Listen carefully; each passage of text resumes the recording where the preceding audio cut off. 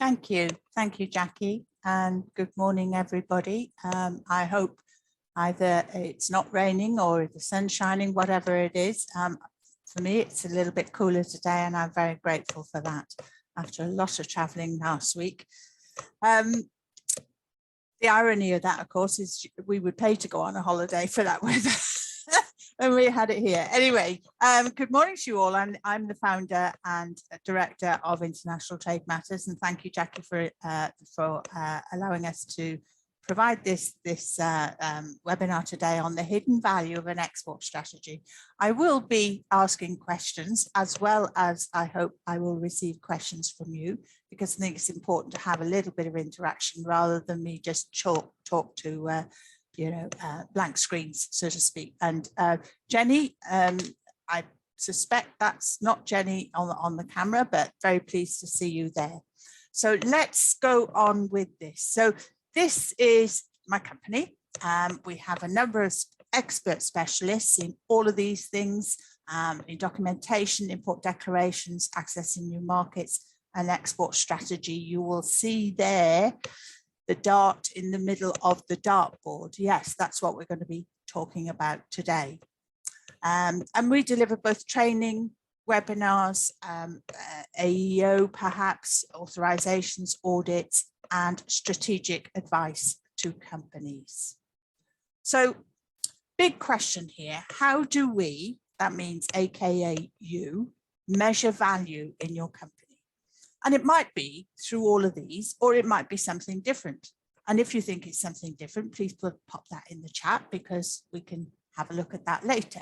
And it might be any one or a mixture of these. So we'll start with ROI, return on investment, what you put in, what you get out, cost benefits, feedback from your customers.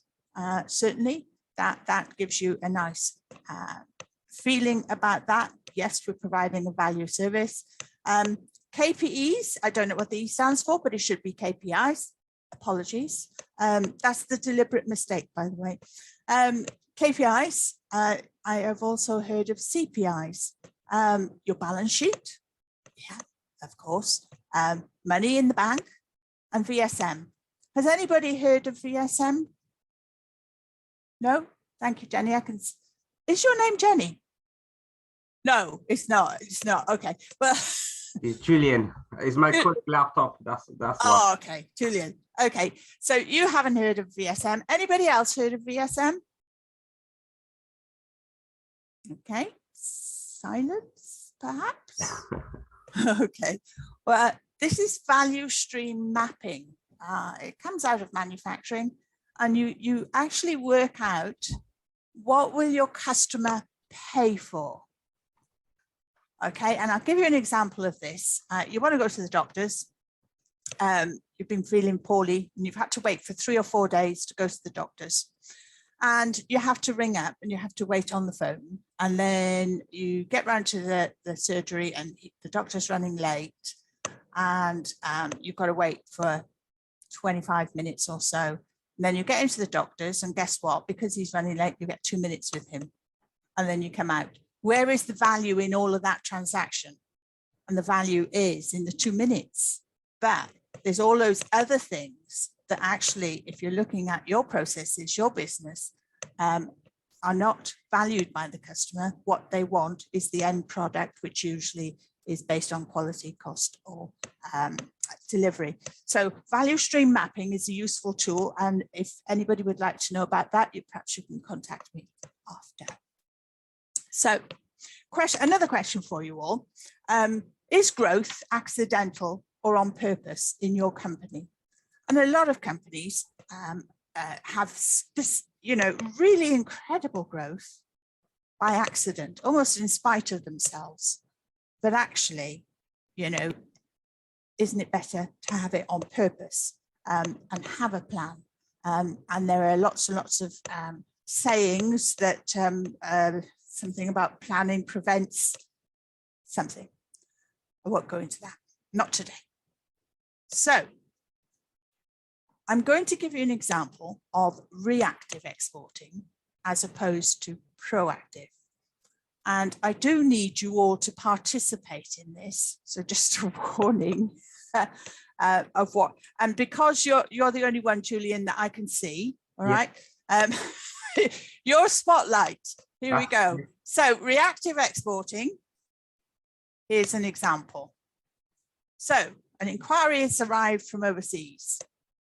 Do you file it, think at last we've got one, or panic, all right? You might not have ever had an inquiry from overseas before. So you're just thinking about this and you choose whichever is your option. Yeah.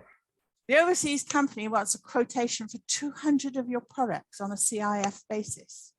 What do? Question if you have 200 available.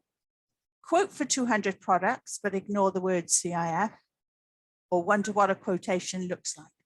You can see where I'm going with this. Yeah, absolutely.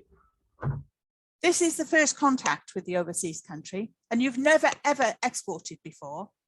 Have you included transportation costs, decided which payment method to use, or even decided to respond? Because you might still be in panic. First one. All right. Here we go. Next stage. The orders come back.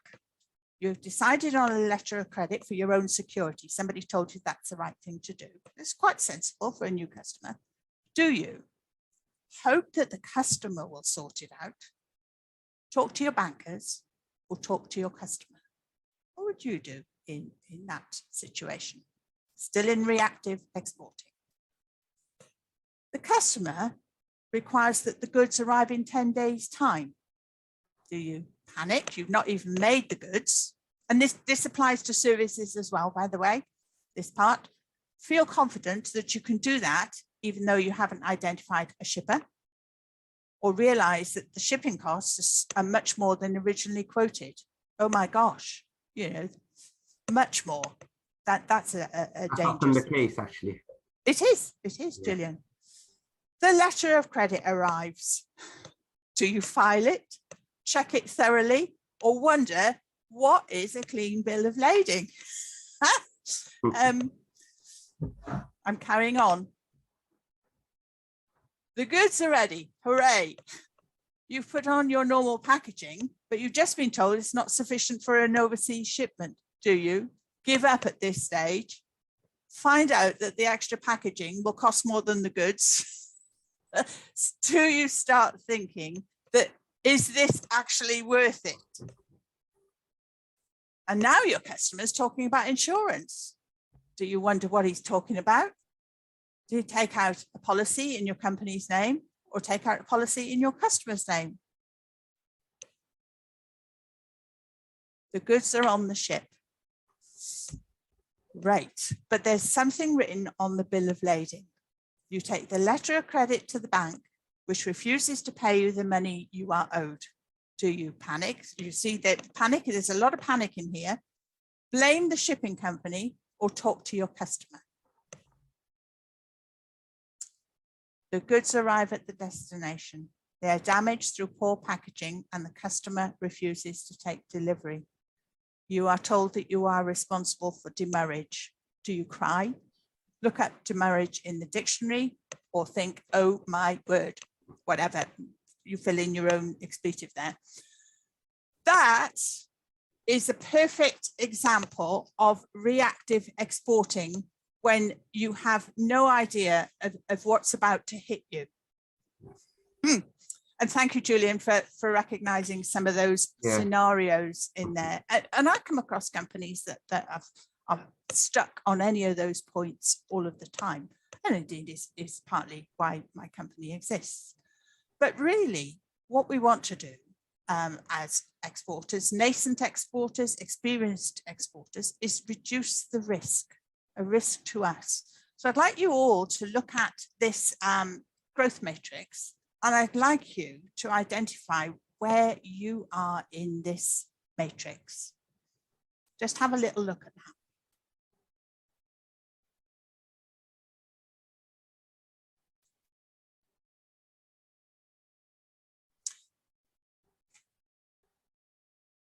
The important thing about identifying where you are is that You can stay in that box, or you can actually go to the highest risk if you continue to reactively export. What I'm hoping that you will get from today is the value of having an export strategy.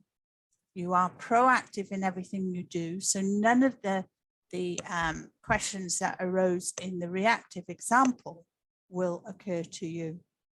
And therefore, looking at this and identifying where you are and reducing that risk has to be a good thing for any company looking for sustainable success. Because I don't think reactive necessarily gives you the foundations or the determination to get it right first time, and so that you are seen to be credible in overseas markets. Hopefully that has outlined what I think of as reactive exporting. So let's have a little look at proactive exporting, having an export strategy.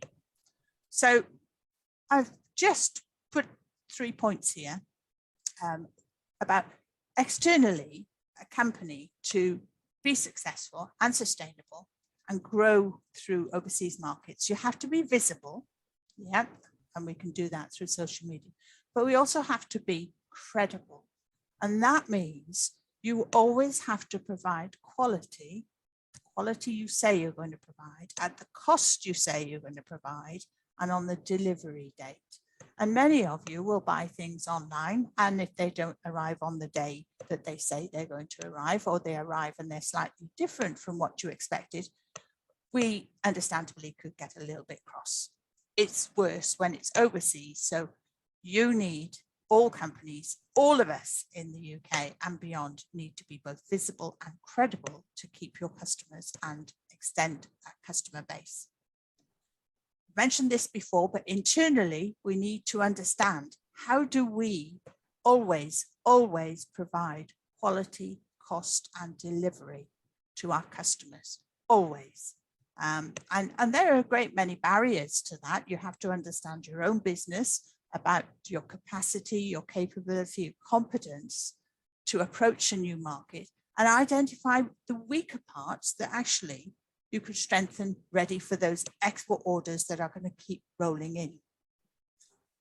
What I've noticed in the hundreds of companies that I've worked with, that companies generally fail for 2 reasons. They might have a great product, they might have customers overseas, or they might have an agent or distributor or whatever. But 2 things keep on occurring. They don't have the legal protection that they need to operate in new markets, whatever that might be, different regulations, different laws in different countries, perhaps agency agreements, distributor agreements. And they don't have a good communications network so that everybody knows who's doing what. And keeping that relationship going. So communications internally and externally are really, really important. I will come on to hidden value, which is why I've left the question mark there. But if we can think in these 3 terms, externally, internally, and where is the danger, then actually we've learned something today, I hope. So, asking all of you, and I notice I haven't had any chat in here, but please add some chat. So do you know your current state, where you are, your company right at this moment? You know, what does it look like? What does your company look like? What does it look like where you're going? Is it different? Or is it more of the same? Or is it, you know, a future state might be, you are going to conquer Nepal or something. I don't know, you know, be ambitious, that's great. But how do we create that current state to future state and map all of the steps in between? And of course, overlaying all of that, global context. What is happening in the world? Do you know what's happening in geopolitics, geoeconomics that affects the ability for you to be successful and sustainable? And by the way, for the avoidance of doubt, today you're all in this little part in the middle. So this is a really good, okay, do I understand where we are? Do I understand where we're going to go? Is that logical? does it fit in with global context? So current state, here's some things that you might want to look at in your company: the budgets, market research, export, team, competitors. And this doesn't have to be done for export, but given that that's the title of this webinar, I've just put these together. You might want to look at all of these and actually understand, do you have a good communication strategy? Do you have good market research for Nepal? Do you have the skills? Do you have the languages? Who are the competitors to your business? Hey, I've got something in the chat. That's great. Oh, that's from Jackie. Thank you. Okay. Thank you very much. Right, here we go. So just understanding these three things gives you a little bit of direction in understanding this. The future state, well, Nepal. I'll use it as an example. Don't know if anybody's interested, but recently one of my customers is selling energy to that market.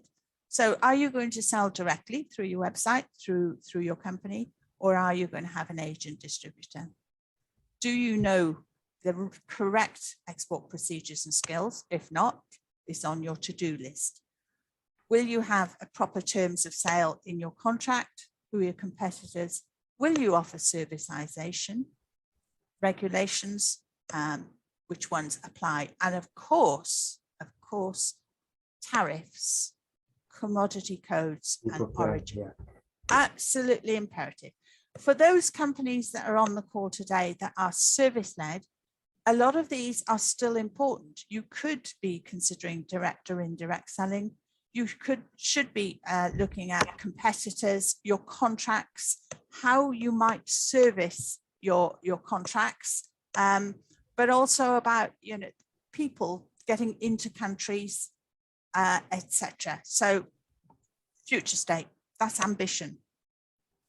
And then we need to think about the global context. And this is a very simplistic map, and I apologize for that, but that's mainly down to time restrictions.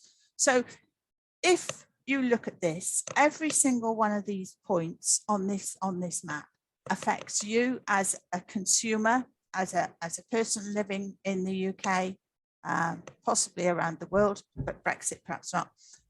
So all of those things affect us personally and our companies. So for instance, you may have a certain focus in health dimensions, for instance, but we need to be aware of Brexit, and we need to be aware of the relationship with China, or perhaps you might want to go to the developing world, migration, and how do we deal with all of that? Oh my gosh, economic downturn, which countries have enough money to spend on our goods? And there's a lot of companies that won't survive where we are at this minute in time. And it is good to have a certain sort of roll through of success in that way. But it's tough times for all of us. We have this environment that is a major issue, and many of your companies may be predicated on that. And we have these big world trade organizations, WTO, the World Intellectual Property Organizations, United Nations, all of those sorts of things. Then we have this thing going on here. Some of you may have heard of the latest CHIPS law. So the trade war is over steel, and it's over the microprocessing capabilities. We've got this stuff about Taiwan and about, well, actually, if you think you want to go to Nepal, is that going to be safe in the future? It might be affected by this, might be, I don't know. But it's about doing your research, global context, what affects you, and how does that work for you? I would recommend to you all the World Economic Forum transformation maps. So you may want to go and have a look at those. So some of the specifics about that I think would be really useful to concentrate on is creating an export file. For those of you trading goods, you will be audited by HMRC one day, if you haven't already. And a company that I was working with, very, very good company, they knew their stuff, knocked on the door, Mr. HMRC, and he fined them £40,000 on the spot. And that was because they weren't checking the documents that came back from their freight forwarder. And there was a mistake on a commodity code. You have to check. You have to keep details in a very secure export file. So HMRC can see all of your documents, all of your inquiries, right through to expediting to an overseas buyer. They will want to see the date they contacted you, a master reference number all the way through. They'll want to see the quotation. They'll want to see your commodity codes. And if they needed to have a binding tariff information decision by HMRC, we needed about origin. There is a whole load of things here that I'm going again onto proactive instead of reactive. That example I gave you, that company had no idea of any of these. So we can look at specifics and make sure that each of these are ready and able for your next foray in overseas markets. And it's good practice, it's good governance. And we've heard of ESG. I'm sure all of you have heard of ESG. Well, this fits in the G part. So it's really, really important to have a robust back office system that can be interrogated. Then we need to think about other factors as we're putting all of our plan together. We need to think about cultures, ease of doing business. That's one of the indices you could use. Another one is the corruption index. It gives you extra information. The languages and linguistics, because very often we would translate something that we are saying into another language, which may not or may not make sense. And the reason for that is in the UK, generally, if we say, I'll give you an example. Generally, if something was really expensive, we would say, oh, that cost me an arm and a leg. Everybody may be familiar with that. If I said that in Spain, they would look at me very strangely because they say it cost the eye out of my face. Quite different. So if you translated it, it's quite difficult for them to understand. So it's not just a translation, it is about a cultural understanding. Yeah. How are you going to get paid? Are you going to have direct and indirect sales? And what currency are you going to get paid? And are you going to say, oh, yes, we'll have you as our newest customer. We'll give you 30 days to pay. Oh, my gosh.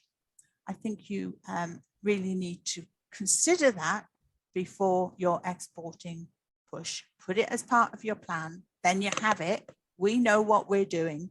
We are going to sell on 50% on order, 50% on delivery, something like that. We're going to get paid in, have a euro account or dollar account, as well as a British account. And we're going to have agents doing that for us, etc. So deciding this before these sales come in, it really makes a good sense.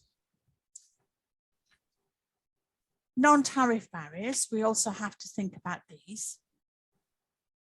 Julian, you're there. Do you know what? It's great because everything you're mentioning, I studied with the CIPS 2 years ago, and we had a lot of topics towards exactly what you're saying, and it's a nice refreshing actually. So yeah. Good. I agree with everything you're saying. Oh, good. That's good. So do you or does anybody else want to share with me what non-tariff barriers are? Anybody? Malgorzata? Richard? Romain?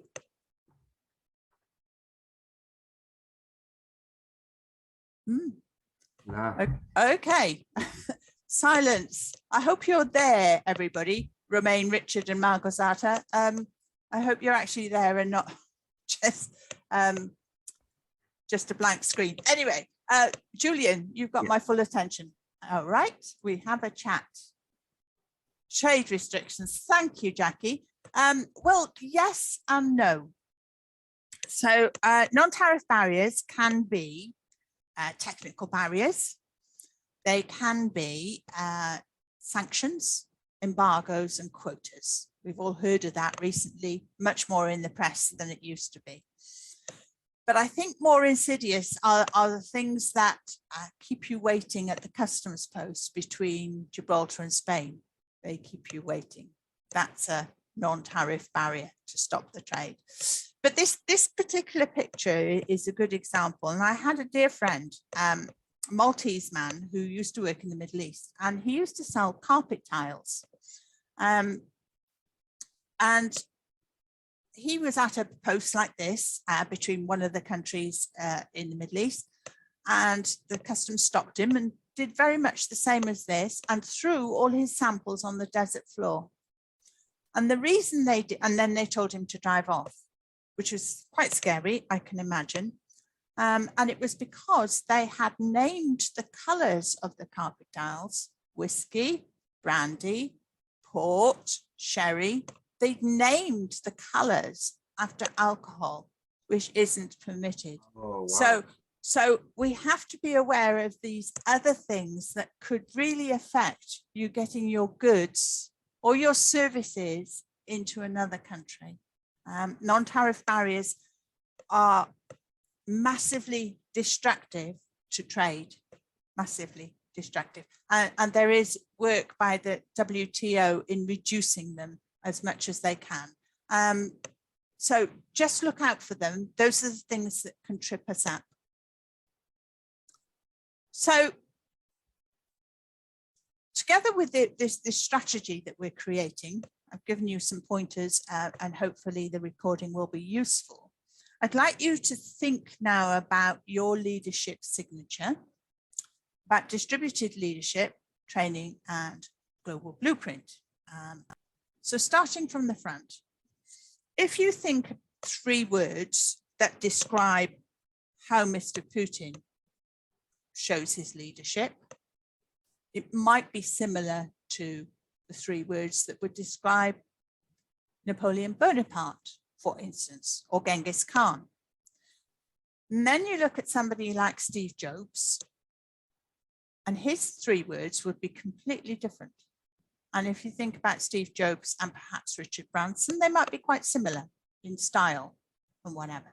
So thinking about a leadership signature, it's really important to be able to lead and motivate and to actually be showing leadership for the direction of your company, even your life, your profession. So I would like you all to think about your 3 words. What are your 3 words that describe you? Is it empathetic? Is it about emotional intelligence? Is it about decisiveness? Is it about attention to detail? And that's really important because you understand then what your employees hold on to. Those are the values that you espouse to lead their company. And distributed leadership is about trusting your employees to be able to show leadership themselves without being in confrontation with the leader, but actually in support of the leader. So giving other leadership for functions within your company. So distributing your leadership is not taking away from your role as a leader, but that helping them to develop through CPD, through trust, etc., etc. And there may be training involved in that. And I know the Chambers of Commerce do a whole range of training. And as we're talking about export, the international trade BCC accredited courses are fantastic. And we're involved with that with Hampshire Chamber, and I recommend them to each and every one of you if you haven't already gained your own opinion of that. GBP is a program that I have created, and a little bit more of that in a moment or so. So thinking back to the title of this, the hidden values of having an export strategy. You may have your own opinions on this, but I've tried to encompass them in the work that you've just done. Talked about HMRC, so not issuing an instant fine through non-compliance. That would be awful, awful. And they are instant and they are big, all right? And you don't want to be in that reactive stance of having that knock on the door and say, oh my God, you're in trouble. From potential customers, recognizing that you are adept at exporting and importing, because you've got a quotation format, you're saying the right things, everything's up front, you understand Incoterms, etc., etc., etc. Potential customers. That is a competitive advantage. Here we go. Also competitive advantage through understanding and managing your routes to market and international growth. You have a plan. It's based on what you have in your company, credibility through quality, cost, and development. Right? So 2 competitive advantages there. Agility through procedures and process implementation and monitoring, making sure every so often the things are right, checking your commodity codes every single year, making sure that people working in international trade have desk procedures and they are checked every single year for understanding, making sure that you have an anti-bribery, anti-slavery procedures that everybody in your organization. So all of those things you've put in place when you're creating your strategy. There's an understanding, this is across the board, of the intention of the company. Remember I talked about distributed leadership? This is about sharing with your company where you want to go, by when, and how much money you want to make. If everybody is facing in the same direction, you're going to get much more results, much more confidence, much more excitement and retention of employees. Everybody is involved. And there is a story, you may have heard it, of the janitor at NASA. He was asked by somebody, what did he do? And actually what he did was mopping floors. But when asked what he did, he said, I helped to send men to the moon. And that's what I'm talking about, the intention. They're behind the intention of what the company is trying to achieve. The staff, they're secure in the company's future and motivated enough to play their part. And from the increase, the value in turnover. All right. So all of those things from having an export strategy. Now, that's quite a tall order for any company to put all of that into place. And International Trade Matters have created the Global Blueprint Programme I mentioned earlier, GBP. Just to sort of share some of the images, this is how we promote it. We use an implementation tool called SenseMaking. You may want to have a little look at that. It is amazing as a tool to make that analysis of current state, future state, and global context, and help you create a roadmap to your new entry into Nepal or wherever else. Because there's a lot of work in creating an export strategy, but actually in the long term against reactive exporting, it just makes sense, I think. And it's based over 4 half days. We do some assessment of the company. We map where you want to go. We make sure the teams are aligned and involved in that. And then we have a roadmap to that official market. That is how that program runs. And I'd just like to share with you as the last slide, or last but one, but the only one with information on. This is a testimonial we received for it. And I'd just like you to read that.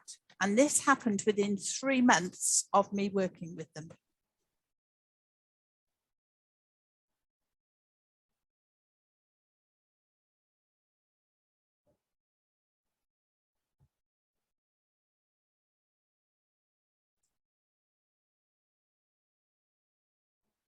That is pretty powerful, I think. 3 months of working with me, and that was the results. of having Ready. an export strategy. So that was a really brief presentation, and I apologize for that, but time is of the essence here. And Gillian, thank you very much for saying that it's a reminder for you. Yeah, thank you so much. I hope for the others who may be here or may not be here, that they get some value out of this as well. Jackie, I thank you for the opportunity. And we're back to questions now, if there are any. For me, I just wanted to say, honestly, a big thank you, because sometimes you go through those things and over time you kind of forgot the importance of it. So today really was a very good reminder, and thank you for going into details. That was very good. Thank you. Thank you, Gillian. That was appreciated from you. May I ask, until some other questions come in, if they do, what is your business? We are a medical company. We are owned by an American company, and I'm doing all the logistic for different site distribution. So okay, that's exciting. And do you sell in lots of countries overseas? Oh, I think he might have frozen. Oh dear. Oh, it's all going so well till then, Jackie. To be honest, I want to say yes, they do. We know of FemCare, so I think they do. Excellent. Okay. So Jackie, do you have any questions at the end of this? No, I mean, I think I just wanted to say, I mean, we were really keen to be able to offer this webinar. And I suppose, you know, having an export strategy, it almost seems like it's just something that, of course, you would have, but probably looking at it as a business, maybe you don't, or you have parts of it, but not everything together. Yes. And I assume as well that if you've got the basis and you did happen to have a new order come in from a market that you hadn't worked with before, hadn't traded with before, then I suppose if you've got the majority of the foundation there, then you can just concentrate on the very particulars, like for instance, any restrictions for that market for your products, because I'd imagine every market is going to be different. So your strategy is going to be different in turn for every market that you trade with. Yes, but when you're creating a strategy, and I talked about future state, this is about proactive approaches to countries. Okay, so once you have an approach to a certain country and you have the roadmap to go there, that you know the focus is on there, and the question is, do you get distracted? So say we're still with Nepal. Do you get distracted by a big order from Germany?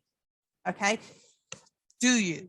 And the question is, where's the biggest return, of course, and being agile and all of those sorts of things. But if you set the overall strategy in place, you can be adaptive to those different opportunities and assess that you have the ability to scale, that you can provide them. Because what happens if the next day you get a massive order from Nepal because you've been knocking that door? And it's about managing what you can provide to always provide quality, cost and delivery, always. So it's about managing that and having, so our blueprint provides you with one strategy map, one-page strategy map, which can be used for any market, all markets, and then a roadmap to that market. And it just gives instant visibility that people can switch really, really quickly if they've got those foundations in place, which is what I was talking about before about lean manufacturing, having those lean foundations into export foundations or an export house. Excellent. Thank you very much. Thank you. Okay. Well, so, I saw a picture from Stuart for a little while, but then, Julian, thank heavens for you today. Yeah, sorry, I don't know, the connection dropped, so I don't know if you heard me when I was talking earlier, but yeah, we just you know, if you haven't heard me, we are a medical company, obviously, and we do trade a lot around the world, in Australia, Canada, and the US. So there's a lot of, as you mentioned, you know, the importance of tariff code and Incoterms and the culture as well when you deal with foreign countries. That's really important, especially Asian people.